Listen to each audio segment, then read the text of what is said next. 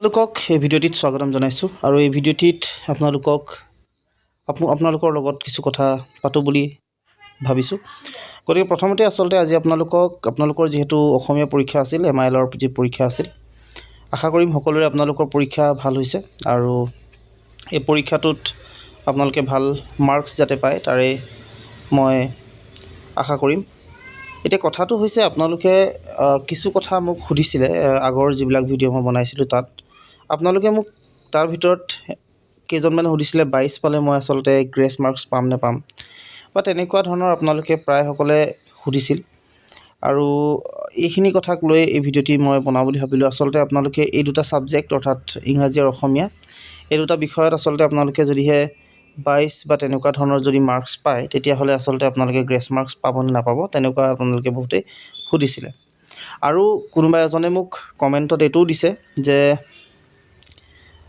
এই যি পৰীক্ষা হায়াৰ ছেকেণ্ডেৰী ফাইনেলৰ যি পৰীক্ষা তাত 7 বা 8লৈকে আপোনালোকক গ্ৰেছ মাৰ্কছ প্ৰভাইড কৰে। চ' এইখিনি কথাই আপোনালোকৰ লগত ইয়াত ডিছকাছ কৰোঁ বুলি ভাবিলোঁ। প্ৰথমতে আপোনালোকক মই জনাই থওঁ যে যিহেতু এই দুটা কম্পালচৰি ছাবজেক্ট হয়, মই আপোনালোকক আগতেও কৈছোঁ, আৰু কম্পালচৰি ছাবজেক্ট হোৱা হেতুকে আপোনালোকে এই দুটা বিষয়ত পাছ কৰাটো খুবেই প্ৰয়োজনীয়।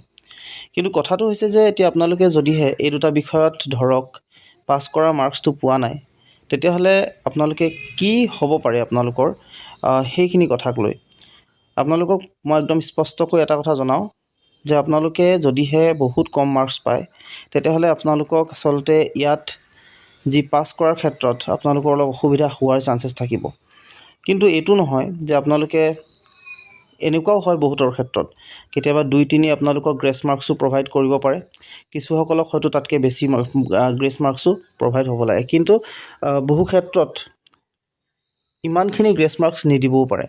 চ' গতিকে আপোনালোকে যি কথা কৈছে যে 7-8লৈকে গ্ৰেছ মাৰ্কছ প্ৰভাইড কৰে মই নকৰে বুলি নকওঁ আচলতে আপোনালোকক, কিন্তু কেতিয়া কৰিব আৰু কাৰ ক্ষেত্ৰত কৰিব সেইটো আচলতে আপোনালোকে যেতিয়া ৰিজাল্ট চাব তেতিয়াহে আচলতে নিশ্চিত হ'ব পাৰিব। এতিয়া আপোনালোকে একো গম পাব নোৱাৰিব।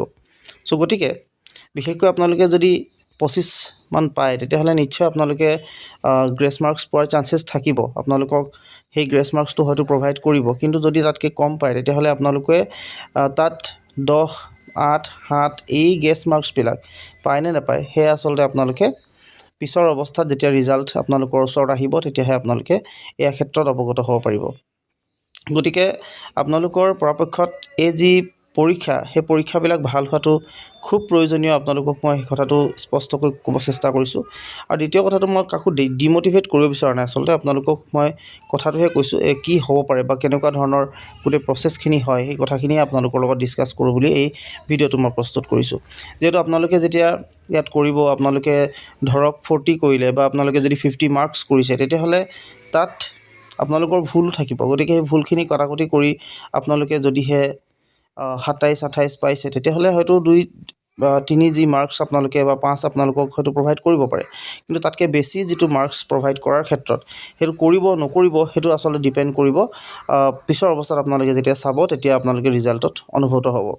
ইয়াত 8 গ্ৰেছ দিয়া 7 গ্ৰেছ দিয়া সেই মাৰ্কছটো আচলতে কিছুসকলৰ ক্ষেত্ৰত কেতিয়াবা আপোনালোকে হয়তো পাবও পাৰে, তেওঁলোকক দিয়ে, কিন্তু সকলোৰে ক্ষেত্ৰত 7 বা 8 যে দিব তেনেকুৱা কোনো কথাও নাথাকে বা হয়তো আপোনালোকে তেনেকুৱাও নাপাবও পাৰে। চ' গতিকে এইখিনি বস্তু আপোনালোকে এটা আইডিয়া লওক।